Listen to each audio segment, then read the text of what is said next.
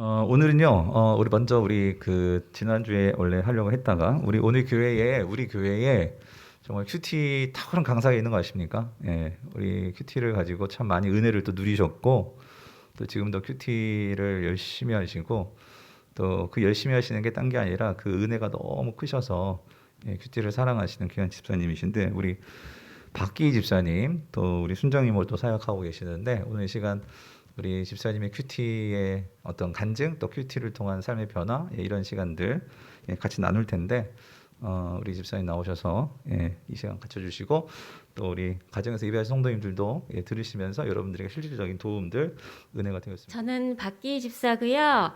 남편 안광현 집사, 그리고 초등학교 4학년, 2학년 우리 지민이, 준민이를 키우고 있는 또 엄마입니다. 목사님께서 저에게 큐티 간증을 제안하셨을 때 바로 순종은 했지만 사실 한편으로는 무거운 마음으로 제가 과연 해도 되나 이런 마음으로 준비를 하고 또 기다렸습니다. 제가 간증을 찾아봤더니 간증의 뜻이 자신의 종교적 체험을 고백함으로써 하나님의 존재를 증언하는 일이라고 나와 있었습니다. 제 간증을 통해서 살아계신 하나님이 온전히 드러나기를 소망합니다. 여러분들 큐티 잘 하고 계시죠? 큐티를 잘한다는 게 무슨 뜻일까요? 큐티를 잘한다는 것은 성경에 대한 지식이 많다라는 것이 아니라 말씀을 붙잡고 산다는 그런 의미인 것 같습니다. 그래서 저는 날마다 주신 말씀을 붙잡고 나의 삶으로 살아내는 것이 큐티를 잘하는 것이라고 생각하기 때문에 큐티 하세요보다는 큐티로 사세요라고 말하는 것을 더 좋아합니다. 저는 먼 미래가 아닌 오늘 하루를 살기 위해서 큐티를 하고 있습니다. 사랑하는 하나님 품 안에서 날마다 주시는 말씀을 들어야 세상의 유혹으로부터 흔들림 없이 하나님과 동행하며 살 수 있기에 큐티하는 시간은 절대 무엇과도 타협할 수 없는 배타적인 시간으로 정해놓고 그렇게 말씀을 듣고 그렇게 살고 있습니다. 그럼 제가 말씀 묵상을 통해 어떻게 하나님을 인격적으로 만나게 되었는지, 그리고 날마다 하나님의 음성을 듣고 말씀을 붙잡고 산 저의 삶의 스토리를 함께 나누어 보겠습니다. 아울러 제가 하고 있는 큐티 방법과 묵상에 도움이 될 수 있는 몇 가지 팁도 제가 준비는 많이 했는데 시간이 되면은 제가 할 수 있었으면 좋겠고요. 만약에 안 된다면 다음 기회에 제가 하도록 하겠습니다. 저는 4대째 내려오는 믿음의 가정 안에서 부족함 없이 평안하고 윤택한 삶을 41년 동안 살았습니다. 교회 문화와 종교 생활이 모태에서부터 시작되었기에 단 한 번도 하나님의 존재를 의심하거나 궁금해하지도 않았고, 하나님은 당연히 하나님 나라에 계시는 하나님으로 믿으며 살아왔습니다. 내가 경험되어진 내 믿음이 아니라 믿음의 모양만 전승되었던 것 같습니다. 마치 유대교 장로의 유전처럼요. 예수님을 잘 알지는 못했지만 믿기는 아주 잘 믿었습니다. 어릴 적부터 주일마다 교회 가서 예배드리는 것에 대한 분명한 이유와 의미는 모른 채 단지 고착화된 종교적 습관으로 주일 성수를 했습니다. 그러다가 제가 중학교 2학년 때 집이 경상남도 창녕인데요. 제가 중학교 2학년 때 서울로 혼자 유학을 왔습니다. 지금 생각해보니 저도 대단하지만 15살인 저를 서울로 보내신 저희 엄마 아빠의 믿음이 정말 대단하셨던 것 같습니다. 네, 그래서 15살 때 서울로 혼자 유학을 와서 고3이 되기까지는 근처에 큰아빠가 개척하신 교회에 잘 다녔습니다. 하지만 20살이 되고 큰아빠도 다른 곳으로 이사를 하시면서 교회를 여러 군데 옮기며 영적인 방황을 했던 것 같습니다. 그러다가 동생 소희가 집 근처인 세관교회, 그러니까 예전 강부구리교회 이름인데요. 먼저 등록을 하고 저도 함께 다니게 되었습니다. 그때가 20대 후반이었던 것 같습니다. 부모님과 오랫동안 떨어져 지냈기에 아빠와도 같은 박원배 목사님이 너무 좋았고 동생이랑 성가대도 하며 몇 년간 잘 다녔습니다. 물론 이때도 하나님을 잘 알지는 못했지만 잘 믿었던 것 같습니다. 15살에 서울로 유학 와서 학교를 다니고 졸업하고 또 직장에 다니면서 평탄하게 저는 잘 지냈습니다. 큰 고난이나 어려움이 없었기에 특별히 하나님의 은혜를 구하지도 않았고 그럴 필요도 없었습니다. 언제나 저의 생각과 의지로 제 삶을 경영하였고 그것이 당연하다고 생각하며 살았습니다. 오랫동안 사귀었던 남편과 결혼할 시기가 되자 저는 원로 목사님께 말도 하지 않고 교회를 그만 다니게 되었습니다. 결혼 후에 집 앞에 있는 교회에 등록을 하고 남편과 다니기는 했지만 이상하게 마음이 편하지가 않고 여기가 이제 내 교회라구나라는 생각이 들지 않았습니다. 그리고 결혼한 지 5년 후에 아이 없이 둘만 잘 살겠다고 한 우리 부부에게 하나님은 전혀 예상치 못한 예쁜 딸을 주셨습니다. 첫째가 돌이 될 때쯤 이상하게도 박원배 목사님 생각이 많이 났습니다. 저는 말도 없이 교회를 떠났는데 원로 목사님은 그런 저를 잊지 않고 신혼집에 사모님과 함께 신방을 오셨습니다. 왜 그렇게 말도 없이 교회를 떠나고 결혼 소식도 전하지 않았는지 저를 단 한 번도 정지하지 않으시고 그렇게 저를 찾아오셨습니다. 그런 목사님의 모습을 보는 제가 도리어 많은 찔림을 받았던 것 같습니다. 그래서 저를 위해 늘 기도해 주시고 늘 따뜻하게 맞아주시던 아빠 같은 박원배 목사님이 계신 강북 우리 교회로 다시 돌아오게 되었습니다. 하지만 제가 돌아올 때쯤에는 원로 목사님이 이미 은퇴하시고 새로운 목사님이 오셨는데 바로 박여한 목사님이셨습니다. 그래서 마음이 그렇게 좋지는 않았습니다. 네. 그래도 어린 딸을 데리고 유치부 예배를 드리고 가끔 순모임에도 참석했습니다. 하지만 지민이가 아직 어리기에 아프면 당연히 주일 성수를 하지 않았고 그것이 그리 큰 문제나 마음의 찔림이 되지는 않았습니다. 어쩔 수 없는 상황을 핑계대며 그렇게 저를 합리화했던 것 같습니다. 그리고 소희가 계속 저한테 큐티를 하라고 하더라고요. 근데 겉으로는 그래 알았어. 그런데 속으로는 정말 짜증이 났어요. 그때는 애기 키우느라 너무 바빠서 속으로는 애기 키우는데 바쁜데 큐티할 시간이 어디 있냐고 주일날 교회도 못 가는데 그러면서 동생한테 마음으로 짜증을 많이 냈던 것 같습니다. 그때는 큐티하라고 권면하신 목사님의 말도 그리고 소의 말도 전혀 마음에 와닿지 않았습니다. 그리고 2년 정도 후에 둘째를 임신했는데 임신하고 34주쯤 되었을 때 조산기가 있어서 제가 한 달 동안 병원에서 누워만 있었습니다. 그때가 아마 하나님께 제일 열심히 기도한 것 같습니다. 다행히 하나님의 은혜로 다행히 둘째는 정상 분만을 하게 되었고 저는 두 아이의 엄마로 육아에 전념했습니다. 물론 아이들이 아플 때는 당연히 주일 성수를 하지 않았고요. 둘째가 3살 정도 되고 어린이집에 다닐 때쯤 다시 순모임에 나가기 시작했는데 순모임에서 나누는 그 말씀이 너무 어려웠어요. 그때는 또 레위기도 묵상하고 했거든요. 그래서 전혀 귀에 들려오지 않고 너무 지루했습니다. 근데 그때 아이들이 이제 아플 때는 제가 주일 한 2달 정도를 교회를 안 간 적이 있어요. 근데 그때 저희 순장님이 카톡을 이렇게 문자를 올리셨는데 주일 성수는 꼭 해야 합니다. 이렇게 올리셨더라고요. 아마 오래 참으신 끝에 말씀하신 것 같았습니다. 그 당시에는 아무렇지도 않게 넘겼지만 한참이 지난 후에야 순장님의 마음이 깨달아져 너무 죄송하고 감사했습니다. 영적으로 외인이었던 저를 위해 오래 참으시고 기도해 주신 저희 순장님의 사랑과 섬김이 있었기에 이렇게 제가 조금이나마 성장할 수 있었던 것 같습니다. 엄마의 마음으로 저를 6년 동안 양육해 주신 김숙향 순장님 너무 감사드리고 사랑합니다. 네, 저도 순장님이 보여주신 모습대로 섬기며 잘 따라가겠습니다. 하나님을 믿는 하나님의 자녀이기에 늘 하나님 안에 있다고 스스로 자부하며 살았지만 실제 저의 삶은 하나님 밖에 있는 외인으로 하나님을 믿지 않는 세상 사람들과 별반 다르지 않는 삶을 살았습니다. 무늬만 크리스천이었습니다.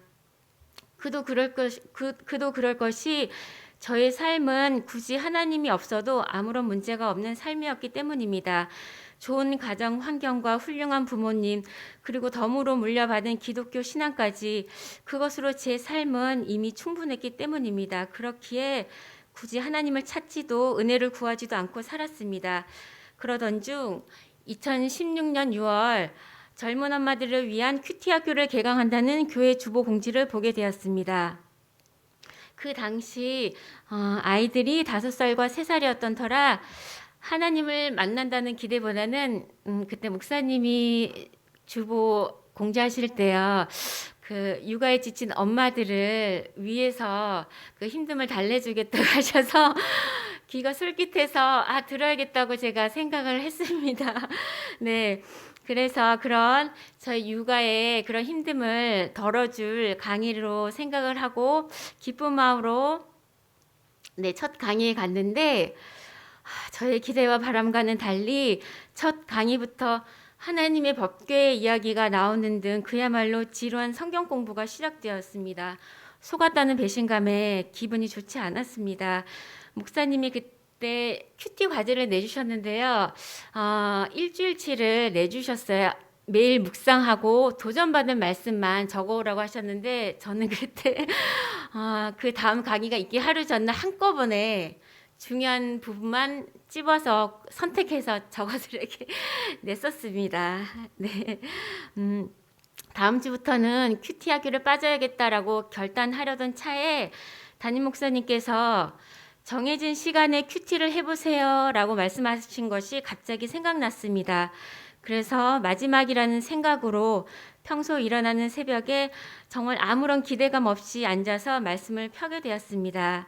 그리고 정확히 며칠째부터인지 알지는 못하지만 그 당시 큐티 본문인 사무엘상 말씀을 묵상하며 저 멀리 하늘에만 계시던 하나님을 나의 아버지 하나님으로 만나게 되었습니다.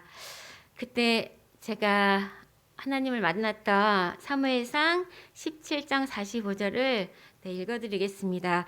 다윗이 블레셋 사람에게 이르되 너는 칼과 창과 단창으로 내게 나아오거니와 나는 만군의 여호와의 이름 곧 내가 모욕하는 이스라엘 군대의 하나님의 이름으로 내게 나아가노라. 아멘. 이 말씀을 들으며 저는 그날 하나님 앞에서 철저히 엎드려지고 말았습니다. 하나님을 믿기는 하지만 그동안 하나님은 저와 전혀 친밀한 분이 아니셨습니다. 사실 별로 관계가 없다라는 표현이 좀 더 정확한 표현일지도 모르겠습니다. 내가 믿고 있는 하나님이 어떤 분이시며 예수 그리스도의 십자가의 죽으심과 부활의 의미를 정확히 알지도 못한 채 그저 태어나기 전부터 하나의 생활 방식으로 내재된 종교가 바로 기독교였고 하나님이었습니다. 하나님의 존재를 부정하지는 않았지만 하나님은 나중에 죽어서 천국에 가면 만날 수 있는 저 멀리 하늘나라에 계시는 분이시지 현재 내 삶에 임재하시고 나를 다스리는 분이심을 도무지 인정할 수도 깨달을 수도 없었습니다. 그리고 그럴 필요도 없었고요. 그래서 역사책 같은 성경책을 읽지도 않았고 식사기도 외에는 기도하지 않았으며 하나님을 알아가려는 어떠한 노력과 시도도 하지 않고 살았습니다. 하나님이 온 세상의 창조주이시고 십자가에서 인류의 죄를 대속하신 예수 그리스도를 믿으면 천국 간다는 이 믿어지지 않는 이 사실을 내가 믿는데 다른 어떤 설명이 뭐가 그리 중요하고 필요한지 저는 이해할 수가 없었습니다. 하나님의 존재를 그렇게 규정하며 살았던 제가 그 새벽 단 한 번의 순종으로 말씀 앞에 앉게 되었고 제 삶의 주인이 되시는 하나님을 인격적으로 만나 저의 정체성과 삶의 방향이 송두리째 변하게 된 이 사건은 전적인 하나님의 은혜가 아니고서는 도무지 설명할 길이 없습니다. 그 이후로 하나님의 크신과 놀라운 사랑에 완전히 압도되어 이전에 하나님 없이 내가 주인 되어 나의 의로 살았던 지난 41년 인생을 철저히 눈물로 했습니다. 그때는 새벽마다 제가 3개월 정도는 앉아서 한 1시간, 2시간은 계속 울었던 것 같아요. 이상하게 지금은 제가 그때 은혜 받았던 그 사무엘상 말씀을 봐도 그렇게 눈물이 나오고 그러지는 않는데 그때는 앉아 있기만 하면 몇 달은 그렇게 울고 지냈던 것 같습니다. 하나님을 믿으면서도 제가 믿는 하나님이 어떤 분이신지 전혀 관심도 없고 알지도 못한 채 세상이 주는 기쁨과 평안을 소망하며 저는 살았습니다. 세상의 방식을 따르며 살았던 지난 모든 길이 하나님이 기뻐하시는 의의 길이라 확신하며 올곧게 걸어갔습니다. 그런 저에게 세상에서 가장 가치 있는 삶의 의미와 방향이 무엇인지를 깨닫게 하시고 말할 수 없는 사랑으로 저를 오래 참으시며 기다리신 하나님을 완전히 새롭게 발견한 사건이 바로 말씀 묵상을 통해 하나님을 인격적으로 만난 사건이었습니다. 마치 코페르니쿠스 같은 대혁명이 믿을 수 없지만 저에게도 일어났고 그렇게 저는 조금씩 변화하기 시작했습니다. 첫 번째 사진 보여주세요. 네. 여러분 보이시죠? 제 큐티 책인데요. 그때 이후로 지금까지 제가 소중히 간직하고 있는 저의 귀한 재산입니다. 네. 그 이후로 제일 변한 것은 매일 새벽에 제가 하나님을 만나는 그 묵상의 자리, 그 시간을 큐티하는 시간을 갖는 거고요. 그 다음 변한 것이 예배 생활이었습니다. 말씀 묵상을 하고 말씀이 조금씩 들리던 때쯤 그때 주일 목사님 설교 말씀이 사도행전이었어요. 그때 예루살렘 교회가 박해를 당하고 이제 성도들이 흩어지면서 7 집사님 중 빌립 집사님이 사마리아 교회를 개척하셨잖아요. 그때 예루살렘 가사로 내려가던 길에 그 에티오피아에서 온 그 간닥의 내시를 만나 복음을 전하는 말씀이었는데 그때 제가 참 많은 찔림과 감동을 받은 것이 그 에티오피아 내시는 예배하러 예루살렘에 왔지만 예배하지 못하고 이제 돌아가는 길이었거든요. 근데 저는 사실 그때만 해도 남편이 없을 때는 교회에 안 왔어요. 못 온 게 아니라 안 온 거죠. 왜냐하면 자녀가 어리다는 이유로 힘들어서 안 왔거든요. 근데 저는 차로 20분이면 오거든요. 근데 나는 차로 20분이면 오는데 이 에티오피아 간닥에 내신 그 먼 길을 오는데 나는 뭘까? 내가 이래도 되나? 그때 많은 찔림을 받고 그때부터 말씀이 들렸던 것 같아요. 그래서 그 이후로 남편이 없어도 애들을 데리고 주일날 교회에 왔고 차츰 주일 예배, 금요 예배, 그리고 새벽 예배, 수요 예배까지 모든 예배에 집중하며 열심히 다녔습니다. 남편이 사실 그때 없었더라면 제가 그러지 못했는데 남편은 교회 다닌 지는 30년 가까이 됐는데 아직 예수님이랑 조금밖에 친하지 않아요. 예수님을 인격적으로 만나지 않았기 때문에 여러분도 우리 안광현 집사를 위해서 생각나실 때 하나님과 인격적으로 만날 수 있도록 기도해 주시면 너무 감사하겠습니다. 네, 그렇게 저는 새벽마다 하나님과 친밀히 교제하는 큐티를 하며 예배 생활에 집중하며 지냈습니다. 그러다가 2017년에 제가 1년 동안 제자 훈련을 받았습니다. 그 당시에도 큐티 과제가 있었는데요. 그때 이미 저는 큐티 나눔방을 함께 운영하고 있었습니다. 20명 조금 넘는 권사님, 집사님들과 함께 매일 큐티를 나눔하는 카톡방이었는데 제가 매일 묵상한 내용을 올리며 기쁘게 섬기고 있었습니다. 그런데 그때와는 다르게 지금과는 다르게 그때는 저만의 방식으로 큐티를 했었습니다. 큐티 학교에서 담임 목사님께 큐티 형식, 도전 상황 변화, 3C로 잘 배웠고 그 형식을 너무 잘 알고 있지만 저는 제 스타일로 큐티를 하고 있었습니다. 의도적으로 그런 건 아니지만요. 두 번째 사진 보여주세요. 네. 잘 안 보이실 거예요, 여러분. 이게 제가 찾아보니까 2016년 그리고 17년 당시에 제가 큐티 책이 거의 이렇더라고요. 깨알같이 글씨 뭐가 막 이렇게 써 있는데 대부분이 본문에 대한 말씀 해석과 참고 자료를 적어 놓은 거예요. 제가 초반에 이런 식으로 큐티를 했었습니다. 해석이 80% 정도 되고 제 얘기는 10%, 20% 거의 없었습니다. 제가 이 당시에는 몰랐는데 왜 이런 식으로 큐티를 했을까라고 생각해 보니 제가 말씀 묵상을 하며 하나님과 인격적으로 만나게 되면서 말씀을 너무 사모하게 된 거예요. 그래서 말씀이 송이꿀보다 더 너무 달고 너무 좋아서 말씀이 너무 궁금해졌어요. 교회를 모태신앙으로 어렸을 때부터 다니긴 했지만 쉬운 용어조차 제가 잘 알지 못하고 성경에 대해서 많이 알지 못했기에 성경을 그때는 많이 알고 싶었습니다. 그래서 원로 목사님을 찾아가서 여쭤보고 좀 귀찮게 해드렸는데 그때마다 귀찮아하지 않으시고 너무 기특하게 대견하게 친절하게 원로 목사님이 잘 가르쳐 주셨어요. 목사님 감사드려요.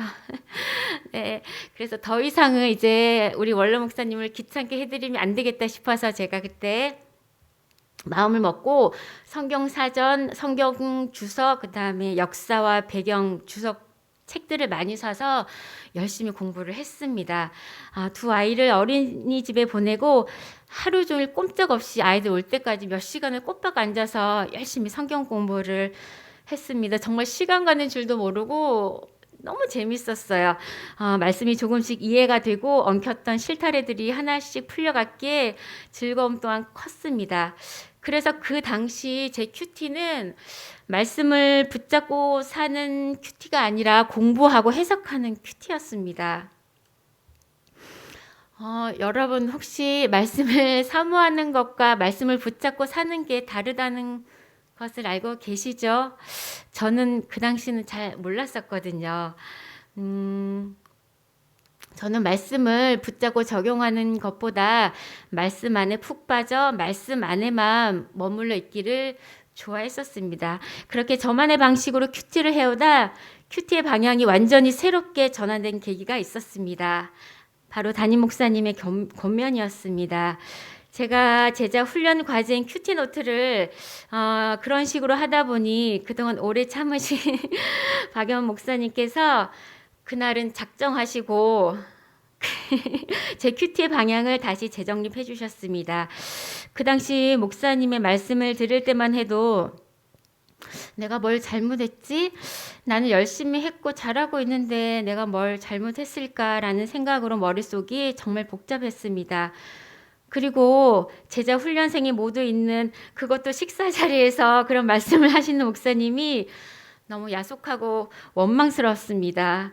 하지만 그때 제가 목사님께 드린 말씀을 저는 분명히 기억하고 있습니다. 목사님은 잊어버리셨을지 모르겠는데 저는 기억하거든요. 제가 그때 드린 말씀은 네, 목사님 그렇게 해볼게요. 라는 대답이었습니다. 제가 만약 그때 그렇게 목사님을 원망만 하고 그냥 지나가 버렸다면 오늘 이 자리에 아마 저는 없을지도 모르겠습니다. 목사님을 통해서 하나님이 저를 또 훈련시키셨다는 것을 조금 더 지난 후에 깨달을 수 있었고 그렇게 저에게 충고해 주신 박유원 목사님께 정말 감사했습니다. 그렇게 목사님의 권면에 저는 또 한 번의 순종을 하게 되었고 그 이후 저의 큐티는 말씀을 붙잡고 사는 큐티, 즉 사람이 떡으로만 사는 것이 아니요 여호와의 입에서 나오는 모든 말씀으로 사는 줄을 내가 알게 하려 하심이니라.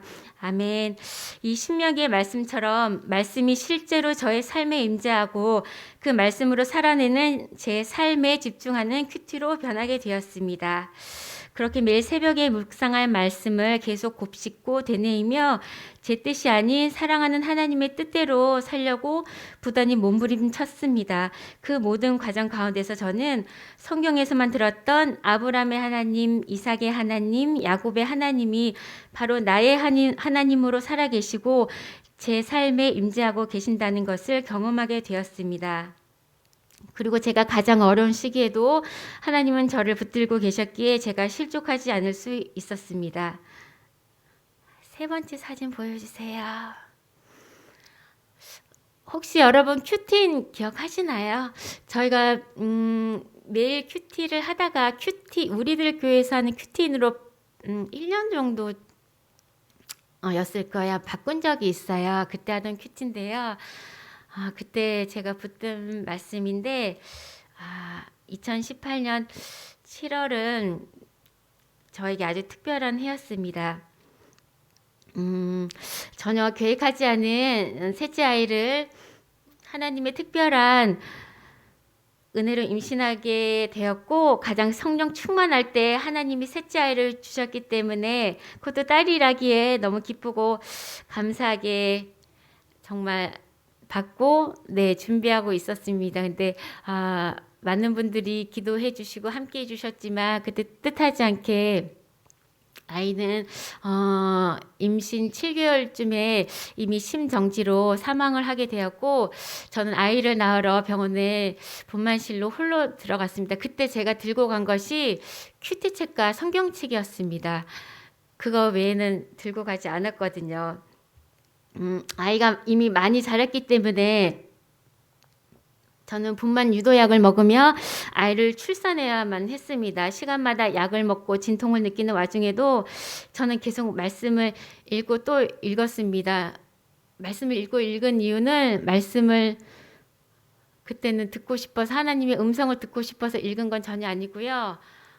그거 아니면 정말 죽을 것 같기에 제가 말씀을 읽었습니다. 무슨 말인지 하나도 들어오진 않았지만요. 거기가 분만실이었기 때문에 산모들의 진통 소리와 함께 또 갓 태어난 아기들의 울음소리도 들리고 그랬습니다. 그곳은 생명이 있는 곳이었지만 이미 생명이 사라져버린 아이를 낳아야 하는 그곳은 저에게는 바로 수월이었습니다. 정신을 잃지 않으려고 죽지 않으려고 제가 끝까지 붙들고 있었던 것이 바로 말씀이었습니다. 그냥 무작정 읽고 또 읽으며 그 시간을 견뎠던 것 같습니다. 이 사진에 있는 본문은 제가 7월 달에 그렇게 아이를 보내고 8월에 집에 와서 묵상한 말씀인데요. 그때 또 묵상이 사무엘하 18장 33절 말씀이었습니다. 왕의 마음이 심히 아파 문 위층으로 올라가서 우니라. 그가 올라갈 때 말하기를 내 아들 압살롬아, 내 아들 압살롬아, 차라리 내가 너를 대신하여 죽었더라면 압살롬 내 아들아, 내 아들아 하였더라. 아들 압살롬이 죽었다는 소식을 듣고 통곡하는 다윗의 마음이 나의 마음과 같지 않을까라는 생각에 이 말씀을 붙잡고 많이 울었던 것 같습니다. 아이를 주실 때는 언제고 또 왜 그렇게 데려가셨는지 하나님을 말씀해 주시지 않았지만 고난 중에 저를 살리시는 말씀을 그 어느 때보다 또 많이 주셨기에 제가 위로를 받고 살 수 있었던 것 같습니다. 그렇게 제 몸과 마음은 서서히 회복이 되어갔고 저는 계속 말씀을 붙잡고 살아갔습니다. 그리고 시간이 지나 2021년 1월 14일 작년에 제가 큐티를 하면서 누가복음 5장 28절 말씀을 붙들었는데요. 제가 읽어드리겠습니다. 그가 모든 것을 버리고 일어나 따르니라. 네, 아멘. 이 말씀은 레위 마태가 예수님을 따르는 이 말씀이었는데 제가 그날 새벽에 붙잡았습니다. 주님의 부르심에 일어나야겠다고 결단을 하고 있는 차에 그날 오후에 바로 전도사님한테 전화가 왔어요. 올해 새로운 순장으로 섬겨줄 수 없냐고. 그래서 그때 문득 새벽에 붙은 이 말씀을 주님을 따라서 일어나겠습니다라고 결단한 이 말씀이 생각해서 제가 그때 전도사님께 네 전도사님 알겠습니다. 준비하고 있겠습니다라고 대답했습니다. 그리고 며칠 후 누가복음 10장 2절 말씀을 붙들었는데요. 그때 본문에서 추수할 일꾼을 제가 또 붙들게 되었습니다. 이르시되 추수할 것은 많되 일꾼이 적으니 그러므로 추수하는 주인에게 청하여 추수할 일꾼들을 보내주소서 하라. 아멘. 그 당시 제가 큐티책에 적어놓은 내용이 이렇습니다. 내가 가진 것으로 하나님의 권능을, 하나님의 살아계심을 나타낼 수 있는 것이 무엇일까? 큐티를 어려워하시는 분들에게 큐티를 안내하고 동행하는 사명이 마음속에서 계속 생각이 난다. 큐티 안내자, 큐티 동행자가 되고 싶은데 어떻게 할 수 있을까라는 질문을 책에 써놓았습니다. 그리고 점점 큐티 사역에 대한 많은 생각을 하게 되었습니다. 그렇게 저는 작년 3월에 순장 임명을 받고 11순 순장으로 순원분들을 섬기게 되었습니다. 거의 대부분이 우리 교회에 새로 등록하신 분들이시라 서로가 처음이고 큐티도 처음이신 분들이 많았습니다. 그래서 저는 1학기 초반에는 결단을 하고 큐티하는 순모임을 만들어야겠다. 그래서 큐티에 대해서 설명도 하고 큐티 형식에 대해서 계속 제가 이제 카톡방에 올리면서 계속 큐티를 할 수 있게끔 계속 권면을 한 것 같아요.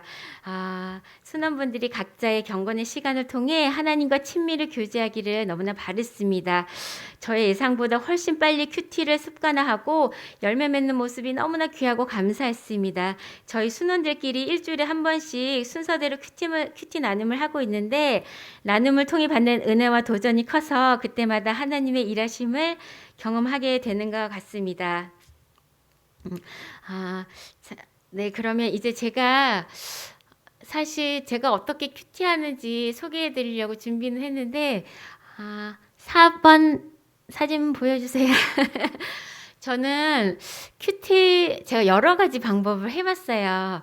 목사님이 말씀하신 큐티 노트를 따로 쓰기도 해봤고 이렇게 큐티 책에도 해보고 여러 가지 방법을 했는데 저는 이게 큐티 책에 하는 게 제일 편하더라고요. 왜냐하면 말씀이랑 이제 같이 볼 수도 있고 그래서 저는 큐티 책에 이렇게 우리 담임 목사님이 알려주신 대로 도상변을 하고 있습니다. 제가 너무 내용이 많아서 다는 말씀은 드리지 못하고요. 저기 왼쪽 상단에 보시면 감사라고 써놓은 게 있습니다. 저는 항상 먼저 기도를 시작하고 감사 제목을 저렇게 쓰거든요. 감사 제목을 쓰면 나를 돌아볼 수도 있고 또 하나님께 그 은혜에 더 집중할 수 있어서 저는 너무나 유익한 것 같아요. 그래서 여러분도 큐티 하실 때 저렇게 감사 제목을 저는 보통 한 3가지 정도 적거든요. 그래서 감사 제목을 써보시면 더 풍성하게 깊게 은혜 안에서 큐티를 하실 수 있을 것 같습니다. 그리고 제가 나머지는 도상변은 목사님이 너무 잘 설명해 주셨기 때문에 그것은 제가 따로 말씀드리진 않고요. 제가 많은 분들한테 이런 말씀을 들어요. 도전은 말씀을 하나 붙잡는 거기 때문에 붙잡고 상황은 그 말씀을 가지고 내 상황을 이렇게 비추어서 일기 쓰듯이 이렇게 쓰면 되는데 제일 안 되는 게 사실 적용이거든요. 저도 사실 매일 적용하지는 못해요. 적용하려고 부단히 애를 쓰고는 있지만 저도 매일 적용은 할 수도 없는데 적용이 중요한 이유가 제가 대학교 1학년 때 전공 과목 중 그 건축 구조 역학이라는 과목이 있습니다. 제가 이걸 준비하다가 번쩍 생각이 났는데 그 구조 역학이 외력에 의해 건축물 골조에서 발생하는 부재력, 응력, 변형 등을 연구하는 역학의 한 종류인데 너무 복잡하죠. 그때 제가 그 1학년 때는 그 고3 끝나고 이제 학교 오니까 너무 열심히 놀아서 그냥 교수님 그 강의만 열심히 들었어요. 따로 공부는 하지 않고 정말 어려운 과목임에도 불구하고 교수님이 설명을 해주면 제가 다 알겠더라고요. 그래서 뭐 저 정도는 그냥 강의 때 듣고 시험을 보자 해서 설마 낙제는 하지 않겠지 하고 공부를 정말 하나도 하지 않고 시험을 봤는데 제가 F, 구조 역학을 F를 받았습니다. 낙제를 해서 제가 재수강을 했는데 다시 이제 낙제하지 않기 위해서 열심히 공부를 했는데 이상하게 교수님이 푸는 걸 그냥 볼 때는 다 이해가 가고 너무 쉬워 보였는데 제가 공부를 해보니까 너무 어려운 거예요. 그래서 이 어려운 걸 내가 무슨 자신감으로 공부를 안 했을까라고 생각한 게 갑자기 생각이 났습니다. 이처럼 큐티를 할 때 도전과 상황에서 끝나버리면 말씀이 뜬 구름 잡는 것처럼 좀 멀리 느껴질 수가 있었어요. 제 경험상으로는요. 그래서 좀 힘들어도 나의 손과 다리를 움직이는 기동성이 꼭 필요하다고 저는 생각합니다. 말씀을 듣고 감동하는 것에서 끝나면 묵상이 너무 사실 편하거든요. 적용까지 가려면 사실 힘들긴 해요. 하지만 제가 그렇게 해보니까 늘 신앙이 제자리더라고요. 변화가 없어요. 늘 저는 제자리고 변화가 없으니 당연히 성장하지 않고. 네. 그래서 여러분도 적용할 때 성령님을 더 의지하게 되고 또 말씀을 붙잡고 살아내려고 몸부림칠 때 또 성령님의 도우심을 많이 경험할 수 있으리라 생각이 됩니다. 제가 말씀은 좀 깊게 하는 편이고 적용은 좀 심플하게 하라고 권면을 많이 하는 편이에요. 말씀은 깊게 충분히 하시고 적용을 할 수 있는 거 심플한 것부터 먼저 하시면 도움이 될 것 같아요. 제가 4, 5년 전쯤에 그 큐티를 하고 적용이 우리 아파트 저희 라인 엘리베이터 안을 청소해야겠다라는 적용을 붙잡았는데 그 이후로 4, 5년이 지난 지금도 아파트 그 엘리베이터에 있는 쓰레기를 줍고 있습니다. 네, 묵상은 깊이, 적용은 심플하게 가능한 것부터 꼭 해보세요. 사실 저에게는 큐티가 참 어렵습니다. 왜냐하면 큐티는 제 삶이기 때문입니다. 매일 말씀을 붙잡고 사는 내 삶의 스토리, 어쩔 수 없이 저라는 사람의 이야기가 나올 수밖에 없습니다. 저의 약함과 악함, 그리고 보이고 싶지 않은 죄 등등 말씀을 가지고 살아내는 제 삶이 어쩔 수 없이 드러나기 때문에 저에게 큐티는 가장 귀한 은사이자 십자가입니다. 여러분은 어떠신가요? 그래서 큐티는 나의 삶의 스토리이기 때문에 혼자서 누리는 것보다 함께 나눌 때 은혜가 더욱 풍성해지는데요. 함께 큐티를 나누며 도전받고 또 그 영향력이 흘러가는 것을 볼 때 저도 너무나 기쁘고 감사합니다. 저는 큐티를 함께 나눌 때 저도 도전을 받고 또 제가 올린 큐티를 보고 도전을 받았다고 하시는 분들 말씀을 들으면 너무 기쁘더라고요. 그렇게 은혜가 흘러가는 것 같습니다. 그 다음에 사진 5번 사진 보여주세요. 네, 시간이 금방 지나가서 제가 빨리 하겠습니다. 성경 필사 노트인데요. 저희 친정 아빠가 필사하신 거예요.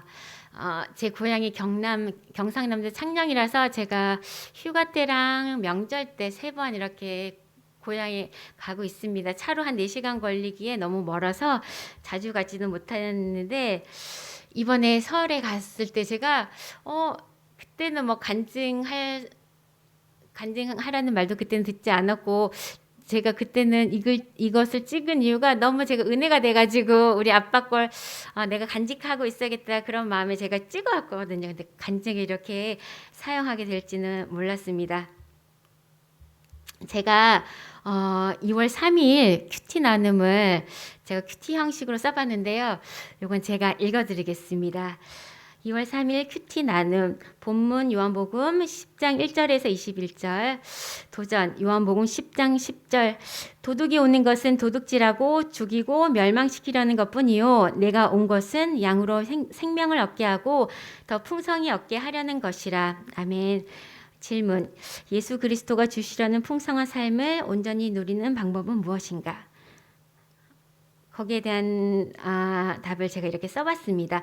참 목자이신 주님 안에서 주님의 음성을 듣고 따를 때 예수 그리스도가 주시는 삶의 풍성함을 경험할 수 있다. 상황. 자기 양들을 위해 자신의 목숨까지 내어주신 예수 그리스도의 사랑과 순종으로 구원을 받은 나. 나를 사랑하사 나를 위하여 자기 자신을 버리신 하나님의 아들을 믿는 믿음으로 이미 새 생명을 얻었지만 주님은 그보다 더 풍성한 삶을 주시기를 원한다고 말씀하신다. 나는 예수님이 주시는 풍성한 삶이 무엇인지 깨닫고 있으며 참되게 누리고 있는 걸까? 설 명절을 맞아 오랜만에 고향에서 부모님과 평안한 시간을 보내며 이런저런 대화를 하게 되었다. 그런데 뜻밖에도 두 분 모두 새벽마다 카톡방에 올라오는 말씀 구절이 너무나 고맙다고 하셨다. 사실 1학기 제자훈련 중 친정 단톡방에 일주일에 한 번 말씀 구절을 올리기를 결단했었다. 월요일 새벽마다 말씀을 올리기로 작정하면서도 그 말씀이 크게 어떤 영향력으로 흘러가리라는 기대는 하지 않았었다. 그런데 말씀을 올리는 나 자신부터 말씀이 더 사모되고 기대되기에 일주일에 한 번이 아닌 매일 새벽마다 말씀 한 구절씩을 보내게 되었고 부모님 또한 매일 감사하게 받으셨다는 것을 이제 알게 되었다. 엄마는 그 말씀을 가지고 묵상하며 기도하시고 아빠는 하루도 빠짐없이 말씀을 노트에 기록하신다고 하셨다. 신앙이라는 최고 유산을 물려주신 부모님으로 인해 예수 그리스도의 영원한 생명에 참여하는 은혜를 누리고 있는데 별 기대 없이 적용한 나의 작은 섬김이 노년의 부모님에게 주님과 동행하는 풍성한 삶이 된 것 같아 너무나 기쁘고 감사했다. 예수 그리스도가 주시려는 풍성한 삶은 선한 목자가 되신 주님 안에서 사는 삶임을 잊지 말자. 날마다 주님의 음성을 듣고 앞서가시는 주님의 발자취를 따르며 사는 삶의 풍성함을 가족과 공동체와 함께 살고 누리자. 제가 이렇게 상황을 썼습니다. 그리고 변화는 오늘 실천하는 구체적인 적용이죠. 매일 말씀을 기록하고 있다는 아빠에게 노트를 보내드리자. 후기를 말씀드릴게요. 이날 바로 노트 8권을 택배로 주문했다. 며칠 후 아빠에게서 노트를 잘 받았다는 연락을 받았다. 아빠 마음을 제일 잘 아는 사람은 우리 큰딸밖에 없다고 하신다. 아빠에게 매일 말씀을 잘 쓰시라고 격려해 드렸다. 그리고 이제부터는 새벽에 말씀을 2구절씩 가족 단톡방에 보냈다.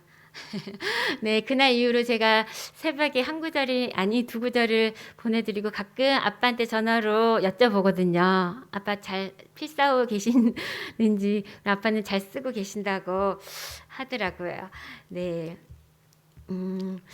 그래서 네, 제가 이제는 사실 하나를 더 준비하긴 했는데 요거는 짧게 말씀드릴게요. 마지막 6번째 사진 보여주세요. 글씨가 잘 안 보일 거예요. 아빠가 한자를 그 필사 노트 맨 앞 표지거든요. 저희 아빠가 한자를 굉장히 잘 쓰셔가지고 한자로 써있는데 그 한자가 욕보수상 선주팩이라는 한자입니다. 뜻은 물 위를 걷고 싶으면 먼저 배를 버려라, 이 말씀이었는데 네. 네, 제가 사실 이걸 나누고 싶은 이유는 참 저에게도 제가 늘 큐티를 하고 하나님과 동행하는 삶을 산다고 말씀드리고 저희 순에서도 나누고 있는데 참 저라는 사람이 이렇게 연약하고 참 말씀을 붙들고 삶에도 불구하고 이렇게 나는 참 연약하고 죄로 가득한 사람이구나라고 느끼고 있다는 것을 제가 또 말씀을 통해서 깨닫고 또 이번에 설에 갔을 때 하나님이 아빠를 통해서 그렇게 저를 깨닫게 해주신 것 같아요. 그래서 제가 시간은 많이 지났지만 제가 이 부분도 함께 간략하게 나누겠습니다. 그 다음날 제가 큐티한 큐티 묵상인데요. 도전은 내 양은 내 음성을 들으며 나는 그들을 알며 그들은 나를 따르느니라. 요한복음 10장 27절 말씀입니다. 질문은 어떠한 마음가짐으로 주님을 따라야 하는가?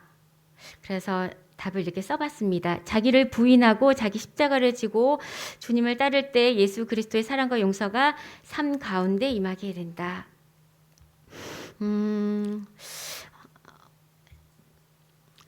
나는 주님은 나를 기르시는 목자고 나는 주님의 어린 양이라 믿어 의심치 않고 살아가는데 나는 주님을 다 잘 따라가고 있는 걸까? 오늘 말씀을 통해 내가 주님을 어떠한 마음으로 따르고 있는지 돌아보게 되었다. 오늘 새벽 예배를 드리던 중 곁에 계시던 아빠가 갑자기 복음서에 나오는 물 위를 걸어오시는 예수님에 대해 말씀하셨다. 그러면서 베드로가 예수님께 가기 위해서는 어떻게 해야 하느냐고 질문하셨다. 나는 두려움을 이기고 주님만 바라보고 가면 돼요라고 대답했다. 하지만 아빠는 그보다 먼저 자기 배를 벌어야 한다고 말씀하셨다. 나의 욕심을 먼저 버려야 예수님께 갈 수 있다고.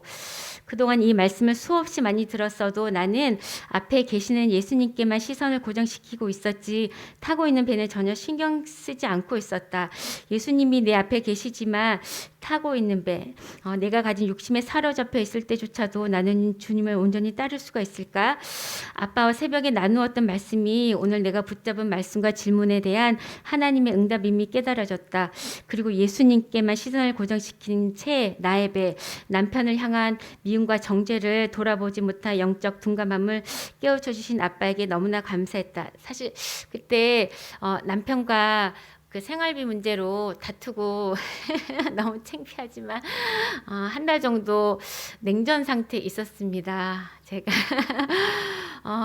평소처럼 뭐 남편은 저를 대하고 했지만 저는 마음이 너무 다쳐서 그 생활비 때문에 제가 오래도록 후원하던 후원도 다 제가 중단하게 되었고 마음이 너무 낙심해서 남편한테 한 달 정도 문이 닫힌 채로 제가 고향에 내려갔었거든요.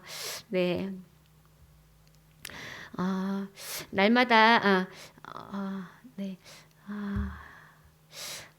예수님께만 시선을 고정시킨 채 나의 배, 남편을 향한 미움과 정죄를 돌아보지 못한 영적 둔감함을 깨우쳐 주신 아빠에게도 너무나 감사했다. 날마다 주님의 음성을 듣고 주님을 따라가는 삶을 산다고 하지만 그 따름이 자기 부정과 자기 십자가를 짊어짐이 없을 때 온전치 않다는 것이 무슨 뜻인지 조금은 알 것 같아. 예수님이 하나님에 대한 온전한 순종으로 완전한 사랑을 보여주신 것과 같이 오늘 나도 버림, 자기 부정 그리고 십자가를 지고 가는 삶을 두려워하지 말자. 나의 힘으로 버릴 수 없는 교만과 욕심을 내주하신 성령님을 의지하며 십자가에 못 박고 끊어내자. 그리고 순전한 마음으로 주님을 따라가자. 그래서 변화, 구체적인 적용은 저녁에 당직 근무 가는 남편에게 잘 다녀오라는 말과 함께 안아주기. 남편과는 거의 한 달 전 생활비 문제로 다투고 나서 지금까지 냉전 중이다. 별 대화 없이 서로 불편한 관계로 지내오며 말씀으로 계속 찔림을 받고 있다. 마음속으로 수없이 남편을 미워하고 정죄한 나의 죄를 이제 끊고 주님을 따라가자. 십자가 용서와 사랑을 오늘 남편에게 적용하자. 네, 그래서 그날 사실 이날이 서울로 올라오는 길이었거든요. 남편은 저녁에 당직이고 이미 새벽에 나눔을 다 나누었기 때문에 적용을 안 할래 안 할 수가 없었습니다. 제발 왜 올렸을까 차 안에서도 후회를 하면서 하지 말까 그랬는데 다행히 적용을 잘 했고 남편과 잘 화해하게 되었습니다. 네. 마지막으로 제가 지금까지 큐티를 하며 경험한 걸 토대로 제가 생각하는 큐티를 말씀드리겠습니다. 큐티는 제가 생각하는 큐티는요. 하나님 저 왔어요. 저 오늘도 이렇게 또 왔어요 하나님 하고 매일 하나님 품에 안기는 거라고 저는 생각합니다. 사랑하는 아버지 하나님 품에 안겨 함께 생각하고 고민을 나누며 대화하는 것, 하나님 품에 안겨 그 시간을 사모하고 그 시간에 만날 하나님을 사랑하는 것입니다. 그 품에 안겨 내가 누구인지, 오늘을 어떻게 살아야 하는지, 삶의 의미와 목적을 발견하는 것. 저에게 큐티는 하나님의 품 안에서 하나님을 사랑하는 것입니다.